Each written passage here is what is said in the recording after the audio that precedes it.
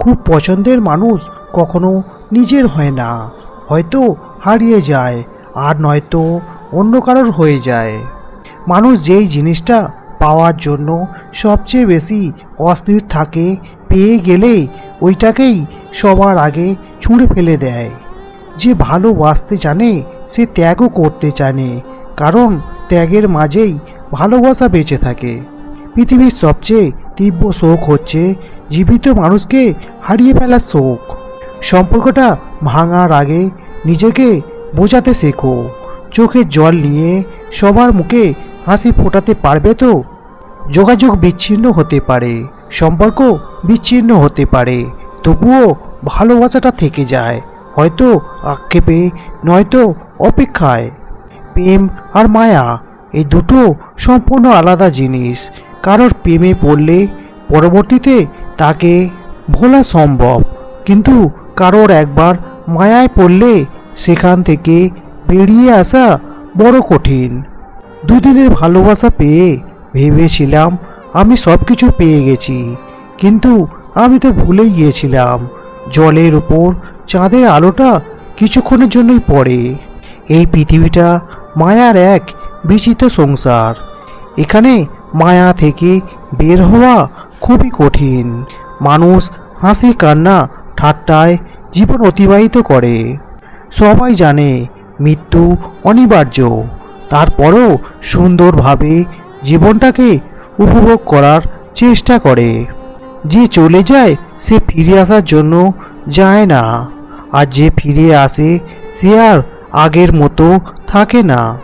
ভাঙা মোবাইল আর নষ্ট সম্পর্ক তুমি যতই মেরামত করো না কেন, সেটা আর কখনোই আগের মতো সার্ভিস দেবে না। যে মানুষটা তোমার কষ্টের দিনগুলিতে পাশে থাকে, সাফল্যের পর সেই মানুষটাই জীবনে থাকার যোগ্যতা রাখে।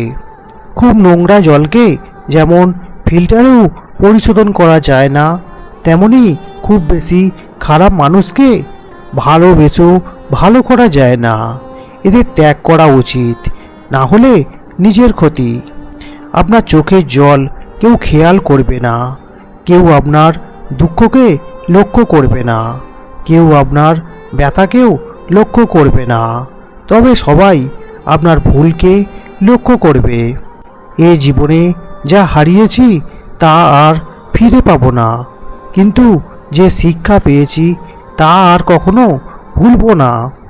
যদি একসাথে দুজনকে ভালোবেসে ফেলেন, তাহলে দ্বিতীয় জনকে বেছে নিন, কারণ প্রথম জনকে যদি সত্যি ভালোবাসতে তাহলে কখনো দ্বিতীয় জনের প্রেমে পড়তেন না। আর তারপরেও যদি তৃতীয় কাউকে ভালো লাগে, তাহলে আগে নিজের চরিত্র ঠিক করুন, তারপর অন্য কাউকে ভালোবাসবেন। মেয়েদের সম্মান কী জিনিস ছেলেরা তখনই বুঝতে পারে যখন সে কোনো মেয়ের বাবা হয়। মেয়েদের সবচেয়ে বেশি আনন্দ হয় যখন ঝগড়াতে স্বামীকে হারাতে পারে। স্বামীর পরাজিত মুখ স্ত্রীর কাছে যুদ্ধ জয়ের মতো। কোনো মহিলা যদি এই ইঙ্গিতগুলি করে, তাহলে বুঝবেন সে আপনার সাথে সহবাস করতে চায়। নারীরা যখন প্রবলভাবে শ্বাস নিতে শুরু করে, তখন একজন পুরুষের বোঝা উচিত সেই মহিলা মেলামেশা করতে ইচ্ছুক। কোনো মহিলা যখন তার শরীরের বিভিন্ন অংশে নিজেই স্পর্শ করেন, তখন এটা তার প্রস্তুত হওয়ার লক্ষণ। একজন মহিলা যখন নিজের চুল নিয়ে খেলা শুরু করেন, তখন বুঝবেন যে তিনি একটি ইঙ্গিত দেওয়ার চেষ্টা করছেন। যদি একজন মহিলা ক্রমাগত আপনার চোখের দিকে তাকিয়ে হাসেন বা তার চুল নিয়ে খেলতে থাকেন, তবে এর অর্থ হলো তিনি আপনাকে পছন্দ করেন এবং আপনার সঙ্গে সম্পর্ক করতে চান। অনেক সময় একজন মহিলা তার ঠোঁটে কামড় দেয়, তখনই আপনি বুঝতে পারবেন যে তিনি গভীর আগ্রহী। স্ত্রীর সাপোর্টে অনেক দুর্বল স্বামীও সবল হয়ে যায়। অন্যদিকে স্ত্রীর অপমানে একজন সুস্থ পুরুষ অসুস্থ হয়ে যায়। শরীর আর সম্পত্তি নিয়ে কখনো গর্ব করবেন না, কারণ অসুস্থতা আর দরিদ্রতা কখন আসবে কেউ বলতে পারবে না। তুমি একবার নিচে পড়ে গিয়ে দেখো, কেউ আসবে না তোমাকে ওঠাতে, কিন্তু তুমি একটুখানি উপরে উঠে দেখো, তখন ঠিক আসবে তোমাকে নিচে নামাতে। 28 বছরে যে সুন্দর, 38-এ সে তো সৌন্দর্য হারাতেই পারে। চেহারার আয়ু আর কতটুকু, গুণ সারা জীবন থাকে। মানুষ যখন প্রেমে পড়ে সে 1000 বছর বাঁচতে চায়, আর যখন ব্যর্থ হয় তখন প্রতি মুহূর্তে মৃত্যু কামনা করে।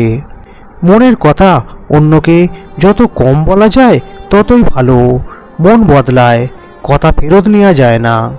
কোনো একটা মানুষকে আপনি খুব ভালোবাসেন, আপনি সব সময় চান সে আপনার সঙ্গে থাকুক, অথচ সে আপনার সঙ্গে থাকতে চায় না। তাহলে তাকে যেতে দিন, আটকাবেন না। কারণ অনুরোধ করেও হাতে পায়ে ধরে খুব বড়জোর সিম্প্যাথি পাওয়া যায়। এমন মানুষদের পাশে রাখার চেয়ে একা পথ চলা ঢের ভালো।